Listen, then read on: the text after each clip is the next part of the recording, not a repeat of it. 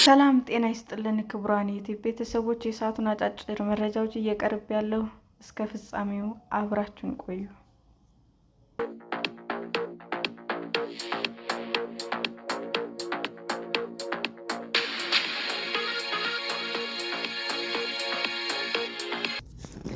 በህገወጥ አዘዋዋሪዎች ከሀገር የወጡ ኢትዮጵያውያን ሊቢያ ውስጥ ኢሰብአዊ ድርጊት እየተፈጸመባቸው መሆኑን ተመድ አስታወቀ። የተባበሩት መንግስታት ድርጅት የሰብአዊ መብቶች ኮሚሽን በሊቢያ ዋና ከተማ ትሪፖሊ እና የተለያዩ ስፍራዎች ማጎሪያዎች ኢትዮጵያውያን ጨምሮ የበርካታ ሀገር ዜጎች በህገወጥ አዘዋዋሪዎች ጭካኔ የተሞላበት ኢሰብአዊ ድርጊት እየተፈጸመባቸው መሆኑን አስታወቀ። ኮሚሽኑ እንደ አውሮፓውያን አቆጣጠር ከጥር 2024 እስከ 2025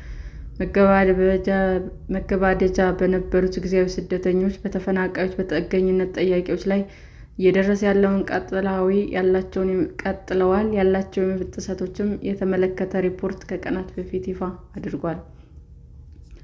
ተመድ በሊቢያ ከተሞች ውስጥ ህገወጥ አዘዋዋሪዎች ሰዎችን በብዛት በሚያስቀምጡባቸው ማጎሪያዎች ውስጥ ጭካኔ በተሞላበት መንገድ ስልታዊ የመብቶች ጥሰት መፈጸማቸውን አረጋገጥኩ ያለው የጉዳቱ ሰለባ ከነበሩ ሰዎች መረጃ በማሰባሰብ የመብት ተሟጋቾች፣ ሲቪክ ማህበረሰብ ድርጅቶች እና መንግስታዊ ያልሆኑ ተቋማት በማነጋገርና ሰነዶችን በማካተት መሆኑን ገልጿል። የኢትዮጵያ፣ የባንግላዴሽ፣ የካሜሩን፣ የግብጽ፣ የኤርትራ፣ የኬንያ፣ የጋና እንዲሁም የናይጄሪያ ዜጎች ላይ ህገወጥ አዘዋዋሪዎች ሊቢያ ድንበር ውስጥ የሀገሪቱን ህግና ዓለም አቀፍ የሰብአዊ መብቶች ድንጋጌዎች የተላለፉ የመብት ጥሰቶች መፈጸማቸውን አስታውቋል።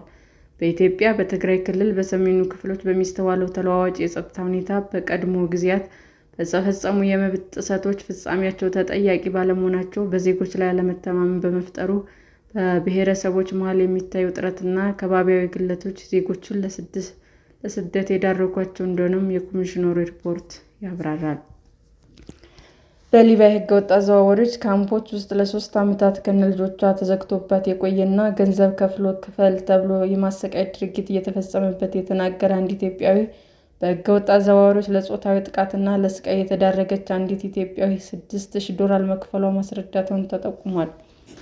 በሊቢያ አልፎኮፍራ በተሰኘ ስፍራ አንድ ህፃን ለማስለቀቂያ ገንዘብ ሲለምን መታየቱን፣ በዚሁም ስፍራ አንዲት ወጣት ኢትዮጵያዊት በተደጋጋሚ ተገዳ ከተደፈረችና ለእርግዝና ከተዳረገች በኋላ የፅንስ መጨንገፍ ስለገጠማት ሕክምና ሳታገኝ ለጤና መታወክ መጋለጧን፣ ዕድሜዋ እየገፋች አንዲት ኢትዮጵያዊት የሕክምና አገልግሎት ተነፍጓት ለአስገድዶ መደፈር፣ ለድብደባ፣ ለምግብ ክልከላና ለረሃብ መዳረጓን ከዛም ሕይወቷ ማለፉን በሪፖርቱ ተገልጿል።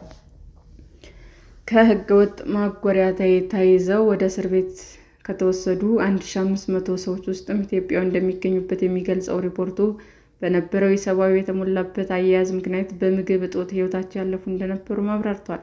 ከተጠቀሱ ሀገሮች በህገወጥ አዘዋዋሪዎች እጅ ከወደቁት መካከል በግዳጅ የጉልበት ስራ የተሰማሩ፣ በተጨናነቀ ማጎሪያ ውስጥ ያሉ፣ ተደጋጋሚ የሆነ አስገድዶ መድፈርና የማሰቃየት ድርጊት የተፈጸመባቸው፣ በግዳጅ የማስለቀቂያ ገንዘብ እንዲያስልኩ የተደረጉ፣ ምግብና ውሃ በመከልከላቸው ምክንያት ለሞትና ለጤና እክል ችግር የተጋለጡ በርካቶች መሆናቸውንም በሪፖርቱ ውስጥ ተካቷል።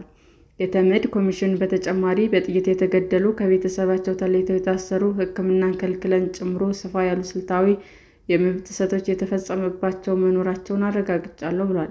ከሪፖርቱ በኋላም ይህ ስልታዊ መብት ጥሰት ተጠናክሮ መቀጠሉን፣ የስደተኞች ሕይወት በአስቸኳይ ሁኔታ ውስጥም መቀጠሉን፣ ጭካኔ የተሞላበት ነገር ግን የተለመደ እውነታ እየሆነ መምጣቱን የተመድ የመብት ተቋም በሪፖርቱ አስታውቋል። በሊቢያ ያለው የስደተኞች ሁኔታ አሳፋሪና የግዙፍ መብት ጥሰቶች እየተፈጸሙ መሆኑን የገለጹት ተመድ ሪፖርቱ እስከተጠናከረበት ጊዜ ድረስ በስፍራው ምንም አይነት ለውጥ ባለመታየቱ አፋጣኝ ዓለም አቀፍ ምላሽ ይፈልጋል ብሏል። ሰላም ጤና ይስጥልን ውድ የዩቲዩብ ቤተሰቦቼ እንዴት ናችሁ? አዲስ ጀማሪ ነኝና ሰብስክራይብ ያደረጋችሁ አበረታቱኝ። አመሰግናለሁ።